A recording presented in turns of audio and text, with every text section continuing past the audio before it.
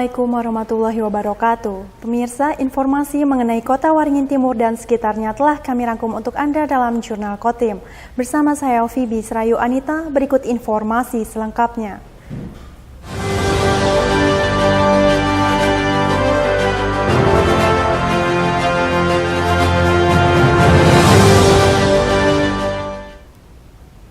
Dalam rangka meningkatkan sinergi dan kesiapsiagaan dalam pelaksanaan operasi pencarian dan pertolongan, Basarnas Palangkaraya gelar rapat koordinasi SAR tingkat Kalimantan Tengah di Sampit, Kabupaten Kota Waringin Timur.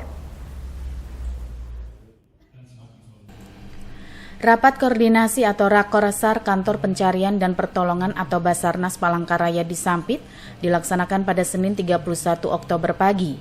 Kegiatan diikuti oleh sejumlah lembaga atau instansi potensi SAR yang ada di Kalimantan Tengah.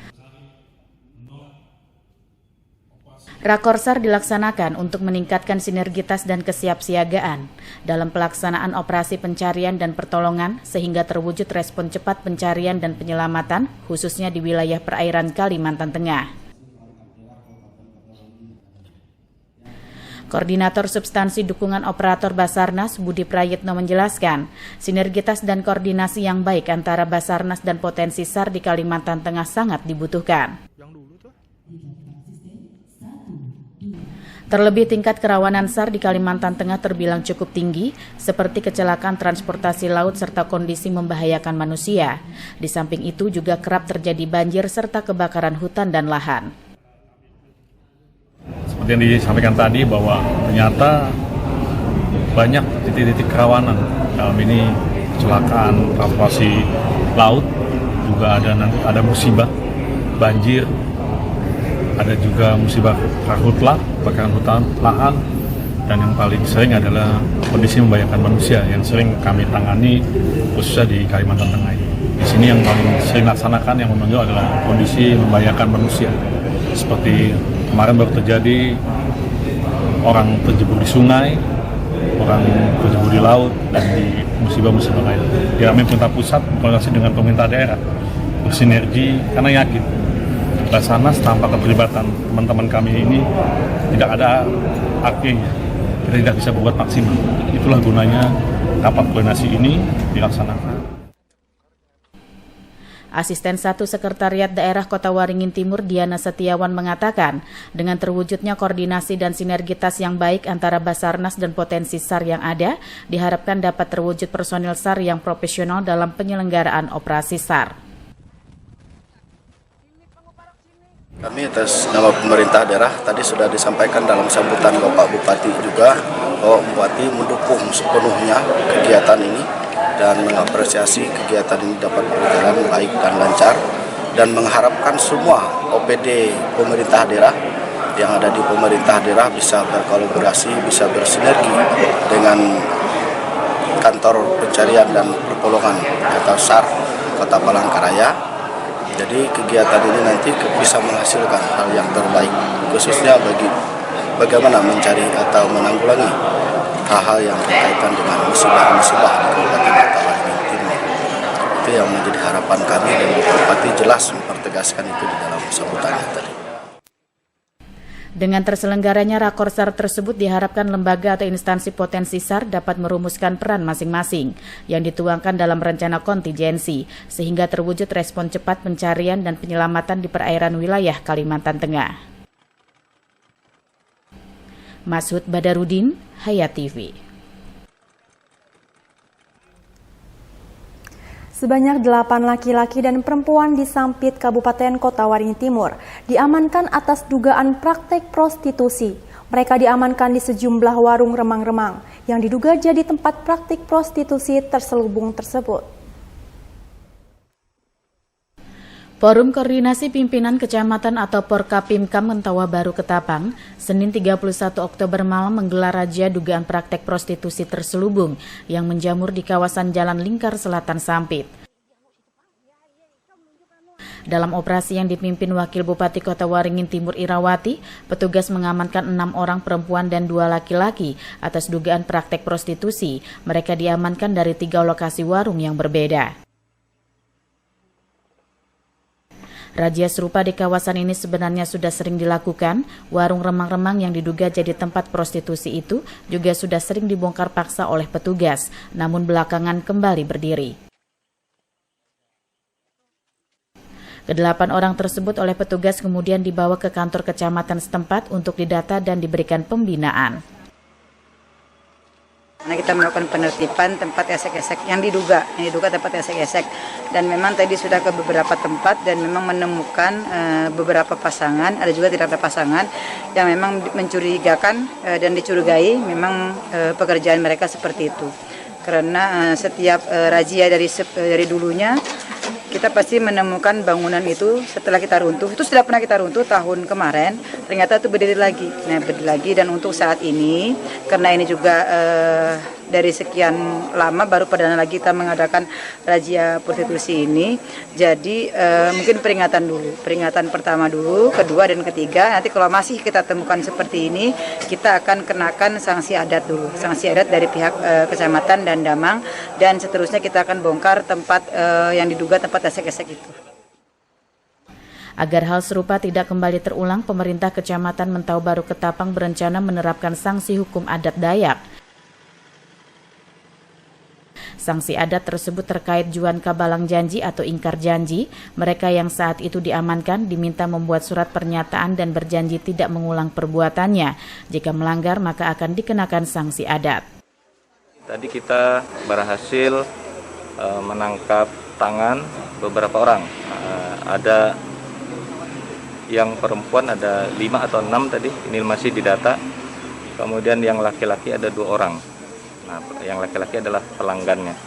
Alhamdulillah ada 5 tambah 2 berarti 7 atau 8 orang yang malam ini berhasil kita amankan. Kemarin kita berinovasi terkait sampah dengan melaksanakan penerapan sanksi adat, mungkin tidak menutup kemungkinan untuk sampah yang jenis ini, sampah masyarakat ini, ya kita juga akan nanti mungkin menerapkan sanksi adat juga. Sanksi adat tadi di sini nanti kan penerapannya itu adalah mereka membuat dulu pernyataan. Nah, ketika mereka melanggar pernyataan atau mengulangi perbuatan yang sama, maka sanksi adat itu namanya ada juan kabalang janji atau orang yang ingkar dengan janji. Itu nanti sanksi adatnya. Sanksinya itu berupa Pak, denda adat berbentuk singer. Ya, untuk di Kotim kita hasil kesepakatan lembaga adat di penerapan di situ 250.000 per katiramu.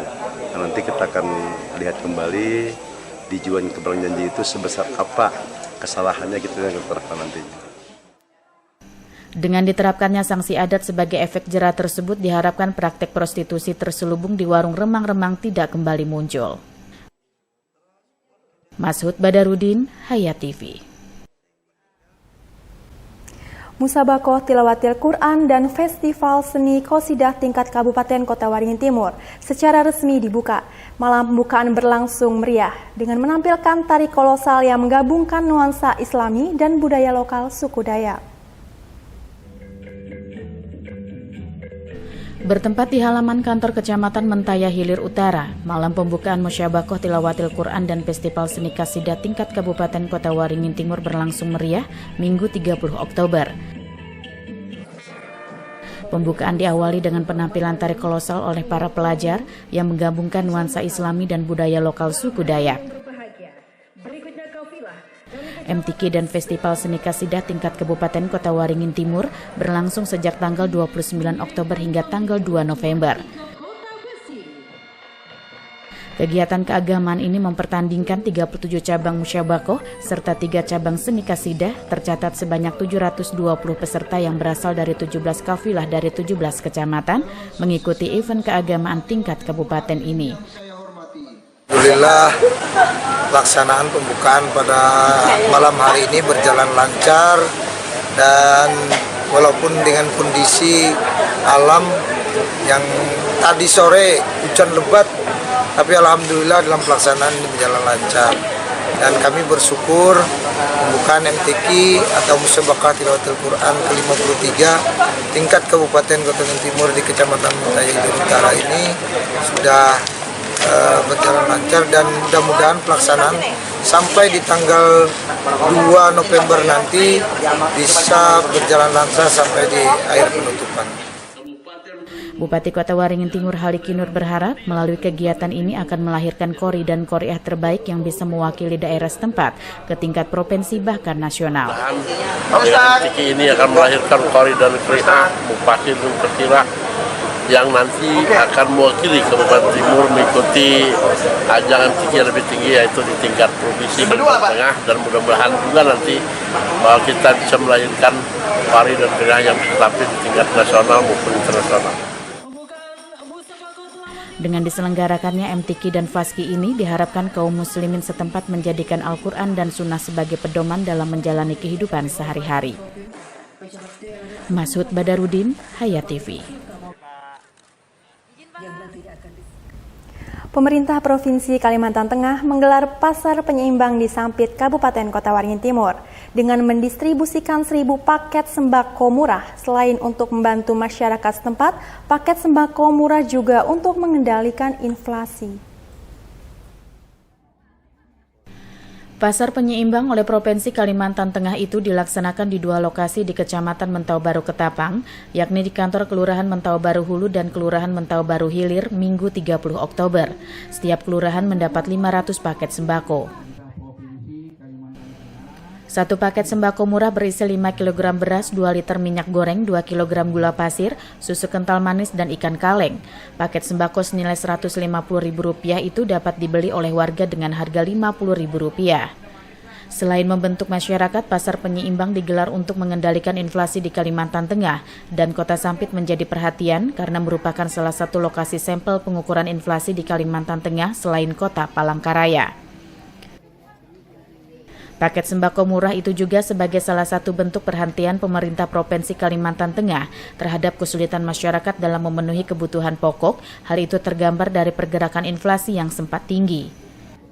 500 paket, harga satu paket itu Rp150.000, disudi oleh pemerintah provinsi Rp100.000, jadi warga menebus dengan harga Rp50.000. Dengan adanya paket yang bersubsidi ini, kalau bisa jangan bawa 2 kupon, 1 kupon 1 orang. Kita, khususnya yang tinggal di kelurahan ini, hingga harga yang kita subsidi bisa terjangkau. Tolong yang rapi, antri rapi lah. Keberadaan pasar penyeimbang tersebut disambut antusias dan gembira oleh masyarakat, apalagi paket sembako yang dijual telah disubsidi oleh pemerintah, sehingga harganya jauh lebih murah dari harga di pasaran. Harapan pada nyaman pada di luar menukar. Ini 50.000. Ya. Lebih murah lah, Bu. Lebih murah. Supaya lagi ada apa agenda apa. Dengan kegiatan ini sangat membantu sekali untuk warga kami yang ada di Kelurahan Mentau Baru. Kami sangat berharap sekali mungkin tidak cuma 500 paket sembako saja yang ada pada hari ini. Kami juga mungkin nanti meminta ataupun ke provinsi ya untuk bantuannya. Siapa tahu nanti ada lagi pasar penyeimbang yang ada di provinsi bisa diberikan kepada kami nanti di Kelurahan Mentau Baru. Program pasar penyeimbang ini akan terus dilaksanakan pemerintah Provinsi Kalimantan Tengah secara berkelanjutan dengan titik lokasi yang berbeda-beda. Masud Badarudin, Hayat TV. Pemerintah Kabupaten Kota Waringin Timur melakukan perbaikan jalan HM Arsyad Sampit dengan metode daur ulang. Metode yang waktu pengerjaannya lebih singkat ini diklaim membuat kualitas jalan lebih kuat dari metode yang biasa dilakukan. Perbaikan Jalan HM Arsyad Sampit dimulai sejak beberapa hari lalu. Pengerjaannya dilakukan dengan metode Cement Treated Resealing Base atau CTRB atau daur ulang. Senin 31 Oktober siang, Bupati Kota Waringin Timur Haliki Nur meninjau pengerjaan perbaikan jalan tersebut. Saat itu, proses yang sedang dikerjakan adalah mengupas aspal jalan. Kepala Bidang Bina Marga Dinas Pekerjaan Umum Kota Waringin Timur Mentana menjelaskan, perbaikan dilakukan pada salah satu sisi jalan HM Arsyad sepanjang 2,4 km.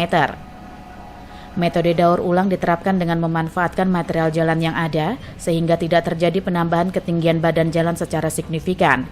Material jalan yang telah dikupas akan dicampur batu serta semen dan kembali ditutup aspal. Selain diklaim lebih kuat, perbaikan jalan dengan metode ini juga membutuhkan waktu relatif lebih singkat dari metode lainnya. Ini lebih efektif, ini tidak jadi memperbaiki jalan tanpa meninggikan jalan. Kan kalau contohnya kayak Hermasa itu kan sudah elevasinya sudah cukup tinggi. Jadi kalau ditinggal lagi kan kasihan warga, kasihan di sekitarnya lah. Nah kemudian keuntungannya lagi ini metode daur ulang ini jadi efektif. Jadi bahan material yang ada itu bisa dimanfaatkan lagi di daur ulang, ditambahkan material, kemudian dan yang pasti lebih kuat lah. Kalau dari segi waktunya relatif lebih efektif, lebih efisien. Ini target kita mungkin di Desember lah sudah selesai, di Desember awal harapannya. Karena perbaikan jalan dengan anggaran 10,4 miliar rupiah ini dilakukan menjelang akhir tahun 2022, Bupati Kota Waringin Timur Halikinur berharap penggunaannya dapat selesai dengan cepat. Karena saya melihat di akhir tahun sudah awal November, tapi ada yang baru dikerjakan, contoh HM Arsat. HM Arsat kan dari Bundaran sampai ke Simpang 4. Jadi saya rada khawatir cukup enggak waktunya, di mana itu di daur ulang. Bahkan itu informasi lebih padat, lebih hemat. Karena tidak dilapis, tapi langsung dipadatkan lagi, baru nanti di atas dilapis itu didaur. Nah, jadi dengan sistem ini, dan ini cepat. Karena saya melihat kalau ini cepat, nanti kalau kita perhitungan berarti kalau sebulan setengah sudah selesai. Yang panjang hanya sekian kilo itu. Bagus ini jalan bagus. Jalan provinsi ini bagus ini. Pak, kalau kemarin kondisinya gimana Pak jalannya Pak? Oh kemarin Kak, mau sampai sini tuh kalau aneh melihatnya. Memang kemarin rusak kah atau gimana Pak jalannya Pak? Oh bagus, yang di sini tapi masih tawa. Tapi dengan diperbaiki ini Pak? Belum bagus lagi. Bagus lagi Pak lah? Belum bagus. Apanya memang harus dibagusikan sebujuannya. Biar enak pala kalau lewat. Iya, kalau lewat di sebelahan bagus. Perbaikan jalan dengan metode daur ulang ini pertama kali diterapkan di Kota Waringin Timur. Ke depan, metode serupa juga akan diterapkan untuk perbaikan jalan lainnya di Kota Sampit. Mashud Badarudin, Hayat TV.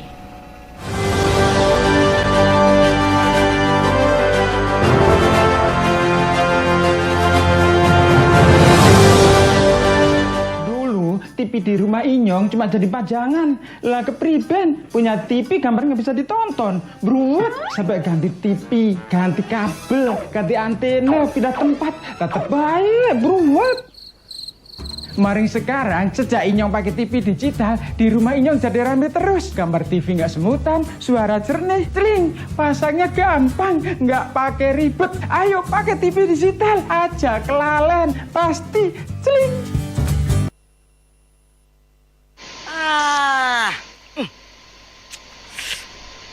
Gambarnya jangkrik. Ya, TV-nya masih analog ya? Ganti dong ke digital. Digital? Ya, digital. Tinggal install set-top box, gambar tajam, channel banyak, tanpa iuran bulanan. Hey, gimana? Bagus kan? Gambarnya jangkrik. Hah? Sambut era digital dan nikmati kesempurnaan gambarnya. Yuk nonton siaran televisi digital. Bagaimana ya cara menangkap siaran televisi digital? Pertama, pastikan di daerah Anda sudah ada sinyal siaran televisi digital. Kedua, gunakan antena UHF di dalam atau di luar rumah Anda. Ketiga, pastikan televisi Anda sudah dilengkapi penerima siaran digital DVB T2. DVB T2 merupakan jenis sinyal yang digunakan Indonesia dalam penyiaran televisi digital. Keempat, pilih auto scan, lalu pindai televisi Anda. Bagaimana jika televisi Anda masih analog? Pasangkan set-top box, televisi Anda otomatis menangkap siaran digital. Bersih gambarnya, jernih suaranya, canggih teknologinya.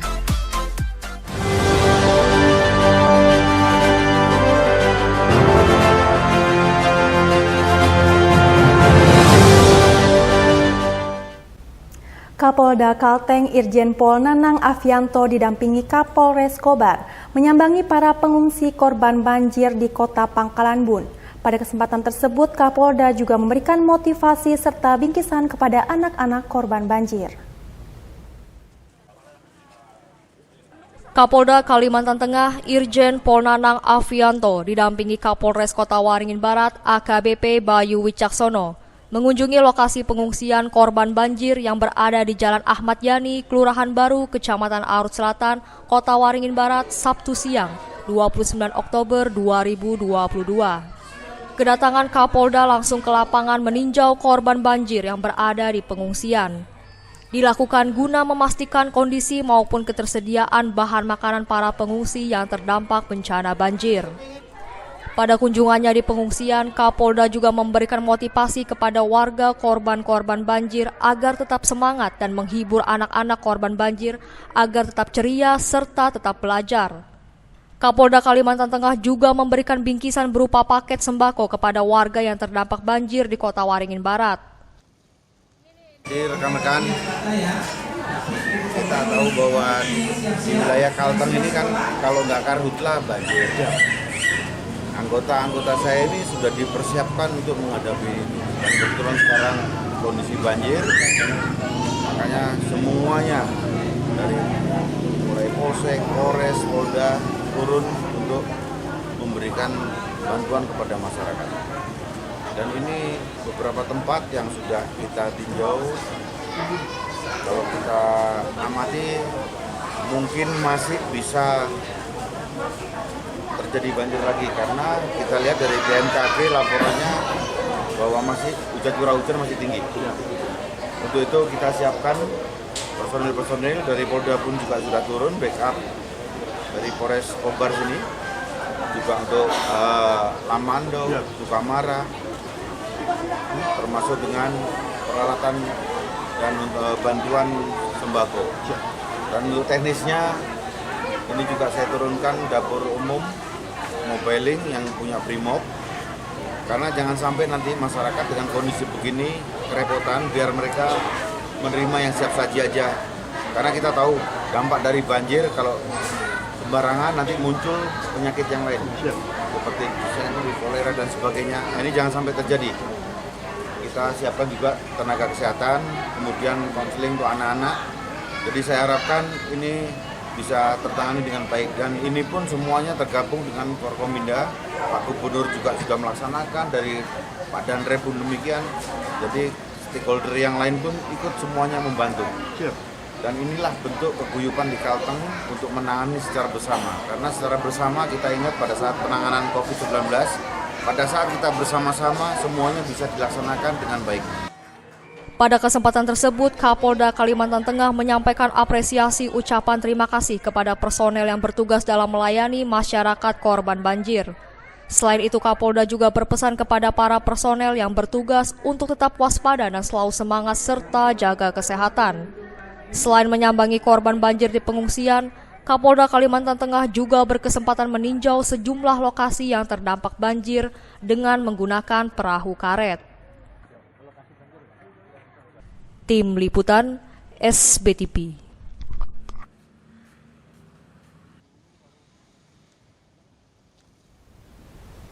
Pemirsa, demikian informasi tadi sekaligus menutup jumpa kita pada kali ini. Saya Phoebe Srayu Anita mewakili kru yang bertugas mohon undur diri. Terima kasih dan sampai jumpa. Wassalamualaikum warahmatullahi wabarakatuh.